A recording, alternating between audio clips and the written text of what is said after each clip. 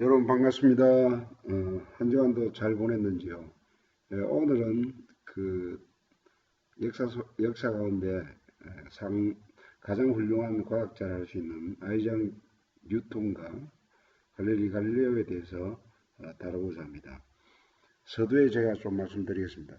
위대한 이 과학자 아이작 뉴턴과 갈릴리 갈릴레오 이 두 사람을 다루고자 하는 목적이 있었는데 사실 이 두 사람의 과학의 업적을 이렇게 아는 것도 중요하지만 이 두 사람의 공통점은 한마디로 과학자이면서 그들은 하나님을 믿고 신뢰하는 믿음의 사람이었다는 것입니다.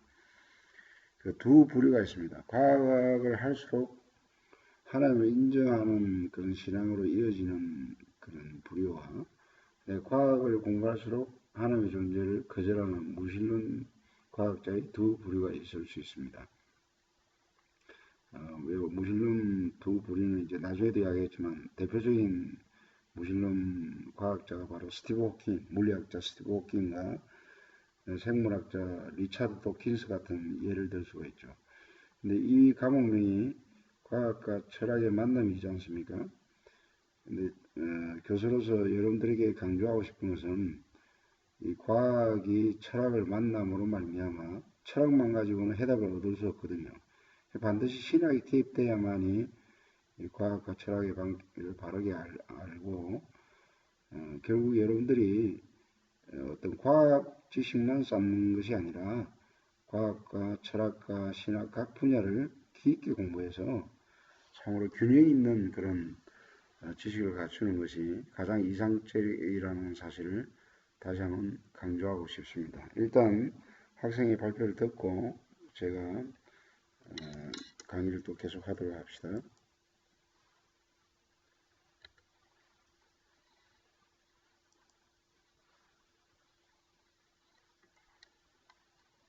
안녕하세요. 저희 조는 갈릴레오와 뉴턴에 대해서 발표를 하겠습니다.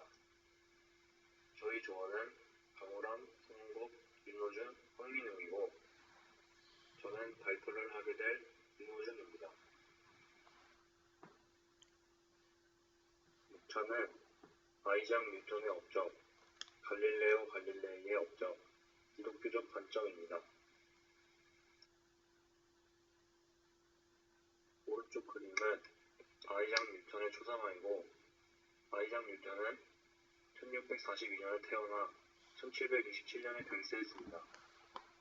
아이작 뉴턴은 영국의 물리학자이자 수학자, 고전역학과 완료 인력의 기본적 바탕을 제시했으며 학계와 대중 양측에서 인류 역사상 가장 영향력 있는 사람 가운데 한 명으로 꼽힙니다.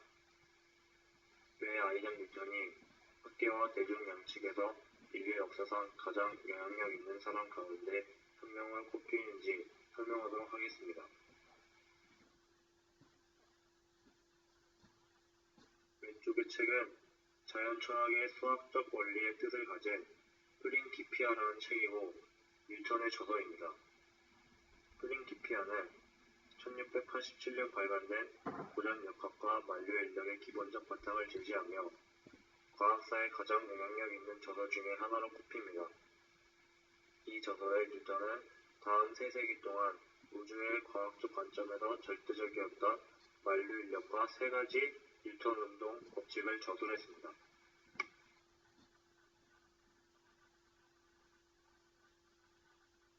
프린키피아는 총 3권으로 구성되어 있으며 한 권은 유명한 운동 법칙들인 제1 법칙 관성의 법칙, 제2법칙 F는 ma, 그리고 제3법칙인 작용 반작용 법칙을 제시했고 힘을 받는 물체의 운동 궤적을 계산하는 방법을 확립하였습니다.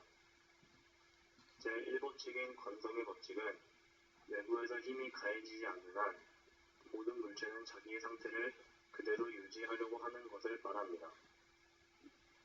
즉, 정지한 물체는 영원히 정지한 채로 있으려고 하며 운동하는 물체는 등속 직선 운동을 계속하려고 합니다. 달리던 버스가 급정 가면 앞으로 넘어지거나 브레이크를 급히 밟아도 차가 앞으로 밀리는 경우 트럭이 급커브를 돌면 가득 실은 짐들이 도로로 쏟아집니다. 쏟아지는 경우, 컵 아래의 얇은 종이를 갑자기 빠르고 세게 당기면 컵은 그 자리에 가만히 있는 현상이 관성의 법칙의 예입니다. 또 제2법칙인 F는 MA는 F는 힘, M은 질량, A는 가속도를 나타냅니다. 운동하는 물체의 가속도는 힘이 작용하는 방향으로 일어나며 그 힘의 크기에 비례한다는 뉴턴의 제2운동 법칙입니다. 앞에 수박과 호두가 있다고 가정을 합니다. 당연히 수박의 질량은 호두의 질량보다 한참 큽니다.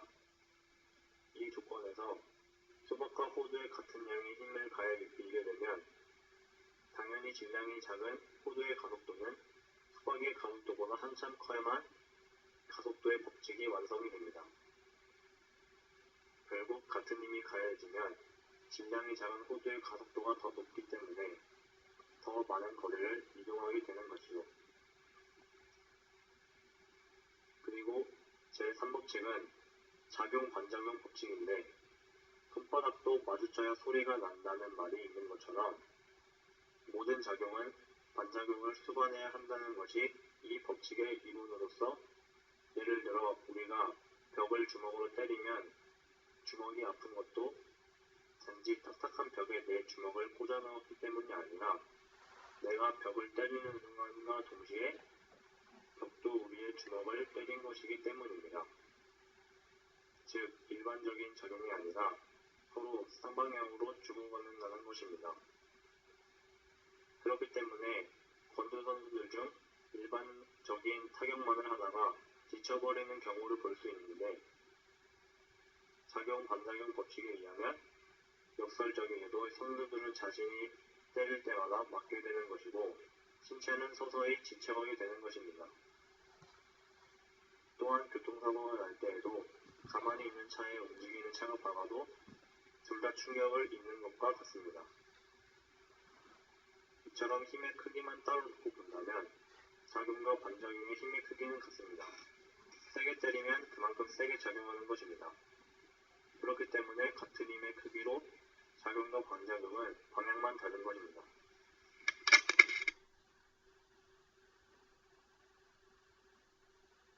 제2번은 유체 속에 운동하는 물체는 유체의 저항으로 타원 모양을 그리며 운동할 수 없음을 말하고 데카르트식 우주론과 케플러 법칙들이 서로 모든 됨을 증명합니다. 데카르트식 우주관이란 우주 내에서 설명이 가능한 여러 가지 현상들을 말하고 케플러 법칙은 독일의 천문학자 케플러가 행성의 운동에 관한 세계의 경험적 법칙입니다. 케플러의 행성 운동 법칙이라고도 합니다. 케플러는 뉴턴이 만류 인력의 법칙을 발견하기 약 70년 전에 평생 동안 행성들을 관측하고 축적한 자료들을 분석하여 1609년에 제1법칙과 제2법칙을 발표했고 제3법칙은 약 10년이 지난 1619년에 발표했습니다. 제1법칙은 행성은 태양을 한 초점으로 하는 타원 궤도를 그리면서 공전한다는 타원 궤도의 법칙이고 제2법칙은 행성과 태양을 연결하는 가상의 성분이 같은 시간 동안 쓸고 지나가는 면적이 항상 같다는 면적 속도 일정의 법칙이고 제3법칙은 행성의 공전주기의 제곱은 궤도의 잔반경의 세제곱에 비례한다는 조화의 법칙입니다.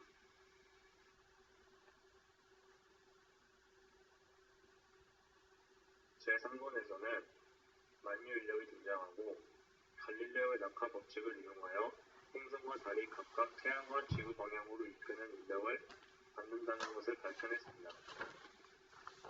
만류 인력은 질량을 가진 모든 물질끼리 서로 끌어당기는 힘입니다. 이 힘은 흔히 중력으로도 지칭이 되지만 기상학에서는 엄밀히 말해 지구상의 정지에 있는 질량에 지구가 작용하는 힘을 뜻하는 중력과는 구분하여 사용되어야 합니다. 뉴턴의 만류인력 법칙에 의하면 우주에 있는 두 개의 물체들은 그들의 질량과 비례하고 두 물체 사이의 거리의 제곱에 분비되는 힘으로 서로를 낙하 법칙은 정지 상태에서 물체가 낙하하면 낙하하는 동안 그 속도가 점차 빨라진다는 사실에서 가속도의 개념을 도입하였습니다. 이후 피사의 사탑에서 무게가 다른 두 물체를 떨어뜨렸을 때 두 물체가 동시에 땅에 떨어진다는 사실을 발견하였고 낙제 법칙을 정립했습니다. 이것을 이용하여 행성과 달이 각각 태양과 지구 방향으로 이끄는 인력을 받는다는 것을 밝혀냈습니다.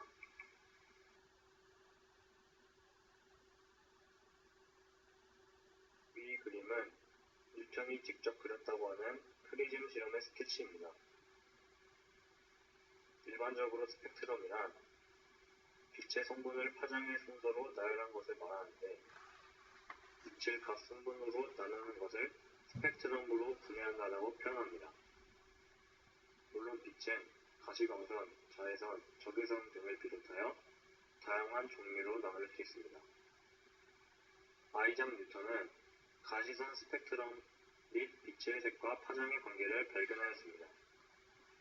스펙트럼에는 가시선 스펙트럼처럼 파장에 따라 연속적인 색띠로 나타나는 연속 스펙트럼 외에 불연속적으로 띄엄띄엄 선이나 띠가 나타나는 불연속 스펙트럼이 있습니다. 이것을 이용해서 뉴턴은 흰 빛을 가시광선으로 분해시키는 스펙트럼을 관찰한 결과를 바탕으로 빛에 대한 이론도 발달을 시켰습니다.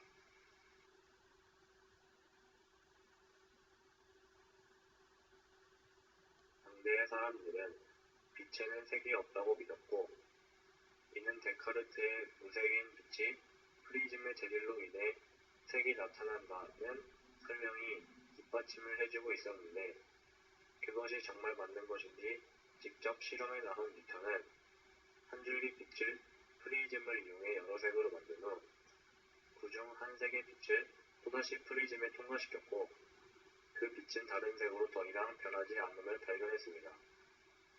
이는 데카르트의 가설에 반하는 것이었습니다.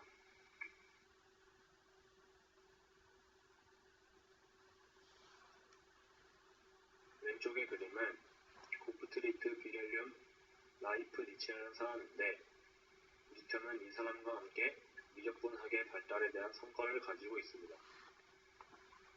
또한 아이작 뉴턴은 일반화된 이항 정리를 증명하고 소위 뉴턴의 방법이라 불리는 미분 가능한 연속함수 fx는 0고를 푸는 방법을 발명하고 거듭 제곱 급수의 연구에 기여했습니다.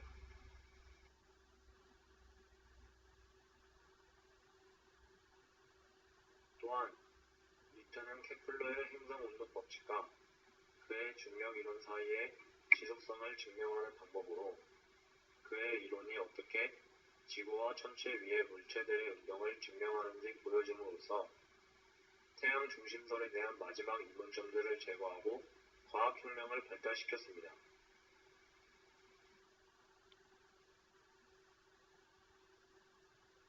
오른쪽에 있는 그림은 갈릴레오 갈릴레이의 초상화이고 1564년 2월 15일에 태어나 1642년 1월 8일에 별세하셨습니다. 근대 물리학의 기초를 닦은 물리학자이며 천문학에도 조예가 깊었다고 합니다.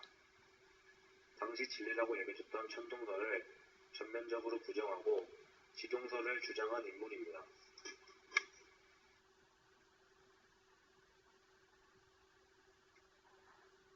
젊은적 피사 대성당에 간 갈릴레오 갈릴레이가 천장에 매달려있는 샹들리에가 흔들리는 모습을 보고 있다가 자신의 맥박을 재며 길이가 같은 샹들리에는 흔들리는 폭에 관계없이 한 번을 왕복하는 시간이 같은 것을 보았고 집에 돌아간 갈릴레오는 단진자를 만들어 관찰한 결과 진자의 주위는 진자가 흔들리는 폭에는 관계가 없고 줄을 매달고 있는 줄의 길이에 영향을 받는 것을 발견하기도 했습니다. 진자의 등지성이라는 이 반견은 시계 역사에 중요한 발견이 되었으며 17세기 네덜란드의 과학자인 크리스티안 하이언스는 갈릴레오의 진자의 등지성을 토대로 진자시계를 만들었습니다. 이는 1930년대 커츠 시계가 두각을 나타내기까지 세계에서 가장 정밀한 시계였다고 합니다.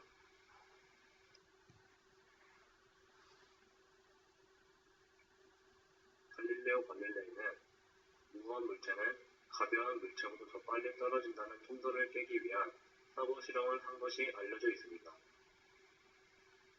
경사로 의해 무게가 다른 공들을 여러 번 굴리고 무거운 공과 가벼운 공은 같은 속도로 굴러떨어진다는 것을 확인했습니다.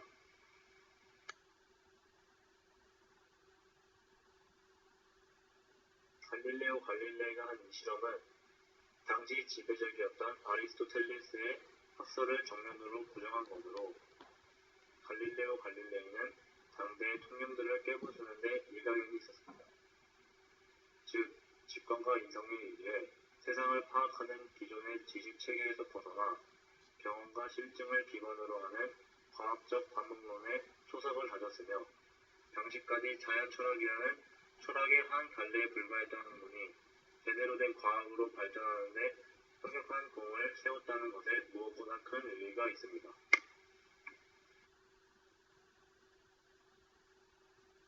1609년 갈릴레오는 당시 막 개발되었던 망원경을 접하게 됐습니다. 갈릴레오 갈릴레이는 곧바로 망원경의 개량에 착수했고 1609년 후반부터 1610년 초반까지 걸쳐 밤만들을 관찰하면서 우연히 발견한 몇 가지 주장을 공표했습니다. 그 중에서도 가장 중요한 건 목성의 위성을 발견한 것이었는데 이 발견은 모든 천체는 지구를 중심으로 회전한다는 기존 관념을 깨부수는 것이었습니다.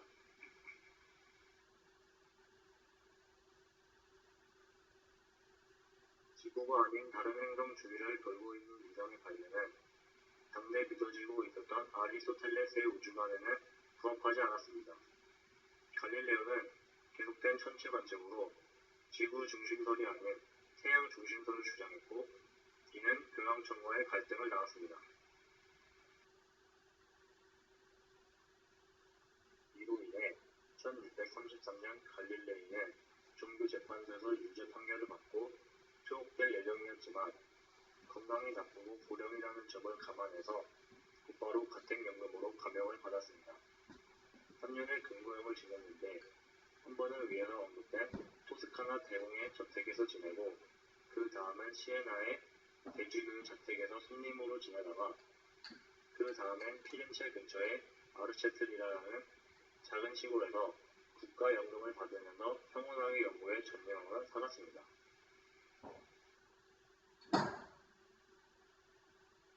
갈릴레오 갈릴레이의 지동설은 당시 기독교가 주장하던 천동설과는 반대되어 대립하는 관계에 있었습니다. 그의 연구 성과에 대하여 많은 반대가 있었기 때문에 자진하여 로마 교황청을 방문 임명했으나 종교 재판에 회부되어 지동설의 포기를 명령받았습니다. 그러나 황금 침략자라는 책을 저술하여 지동설을 고집하였으며 천문학 대화를 검열을 받고 출판을 했으나 문제가 생겨 로마에 강등되었다가 석방되었습니다. 갈릴레오는 결국 그의 지동설을 철회하도록 강요받았고 그의 마지막 생애를 로마 교황청의 명령에 따라 가택에서 불대어 보냈습니다. 그는 실험적인 검증에 의한 물리를 추구했기 때문에 근대적인 의미의 물리학의 시작을 대개 갈릴레오의 것으로 봅니다. 또한 진리의 추구를 위해 종교와 맞선 과학자의 상징적인 존재로 대중들에게 인식되고 있습니다. 하지만 그는 종교계와의 대립과는 상관없이 독실한 기독교 신자였으며 그런 대립도 자신의 의도와는 거리가 먼 것이었습니다. 이것이 저희가 생각하는 갈릴레오 갈릴레이의 기독교적 관점입니다. 이상으로 발표를 마치겠습니다. 감사합니다.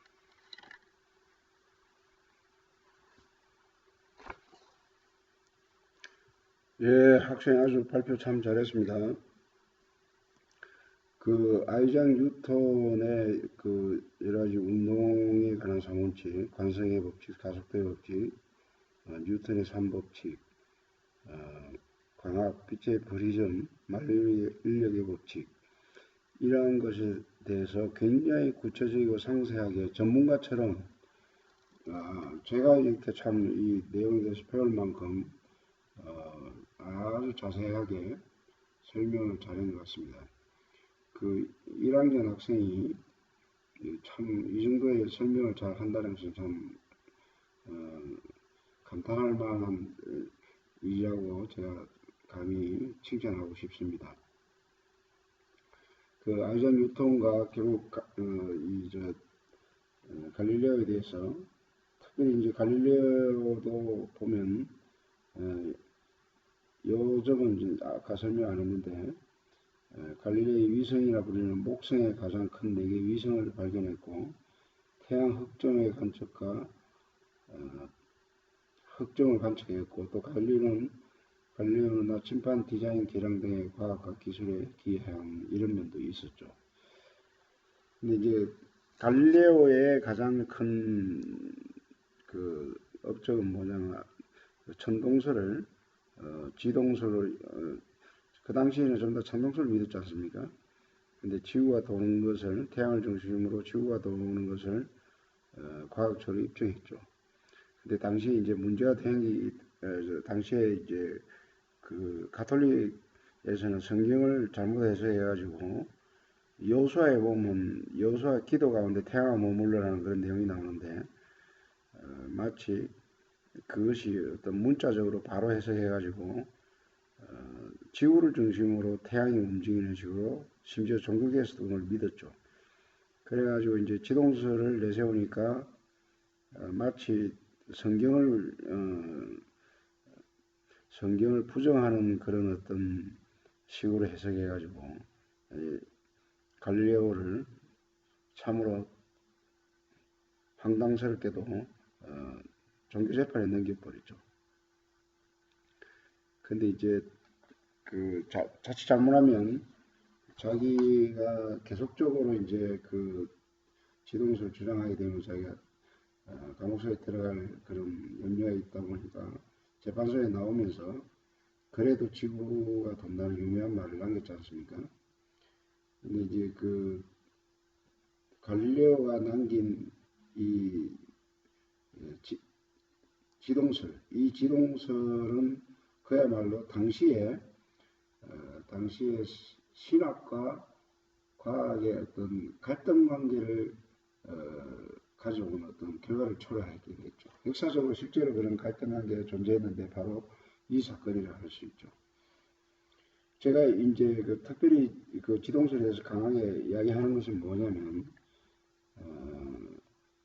이들이 적어도 과학자이면서 과학적인 사실만 계속 강조한 것이 아니라 이들은 피조세계에 대한 하나님이 창조하신 이 피조세계에 대한 법칙을 공부하면서 동시에 이 두 사람은 창조주의 그 어떤 위대하심과 전능하심에 대한 경외감과 어떤 위대함으로 찬양하는 그런 자세가 우리가 배울 점이라는 것이죠. 제가 지금 서두에 밝혔는데 그 뉴턴과 루터의 업적을 여기서 공부하기보다도 이 두 사람을 통해서 과학과 신학의 관계가 어떻게 되느냐 이걸 갖다가 조금 더 밝혔으면 하는 그런 아쉬움은 약간 남아 있습니다. 그래도 하여튼 발표는 잘했고 결론으로 시간이 너무 많이 갔기 때문에 시간이 굉장히 오래 갔기 때문에 요것만 읽고 마치겠습니다. 결론은 과학자로서 참으로 깊이 있는 지식을 갖고 있는데 철학과 신학에 대한 무지한 사람이 있습니다. 이런 사람은 과학 외에는 철학과 신학에 대해서는 설명해서는 안 되죠. 근데 위태하게 자기였을 정도로 신학에 대해서 무지하면서 특별히 이제 예를 들어서 스티브 호킹이나 생물학자 리차드 호킨스 같은 사람은 과학자로서는 아주 훌륭한 사람들인데 이들은 신학에 대해서 모르면서도 함부로 신이 없다고 떠드는 내가 이런 표현을 썼는데 함부로 떠든격이 되어버린 것이죠.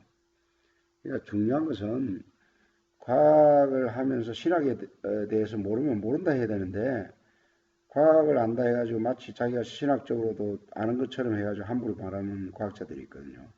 이거는 무지의 소산이죠. 그러니까 여러분들도 이렇게 될 수가 있다고요. 과학과 철학과 신학을 동시에 균형 있게 공부를 해야만이 이 관계를 바르게 알고, 영국의 그 알리스 맥그리스 이런 사람은 유명한 과학 계통의 박사를 받으면서도 또 신학 박사를 받았죠. 이 사람은. 이렇게 하기가 쉽지 않은데, 여러분들이 특별히 이 과목을 통해서 과학과 신학과 철학의 관계를 바른 관계를 이해하면서 동시에 이 각 분야를 깊게 공부해서 균형 있는 과학자와 철학자와 신학자가 되기를 바라는 것입니다. 시간이 너무 오래 갔습니다. 감사합니다.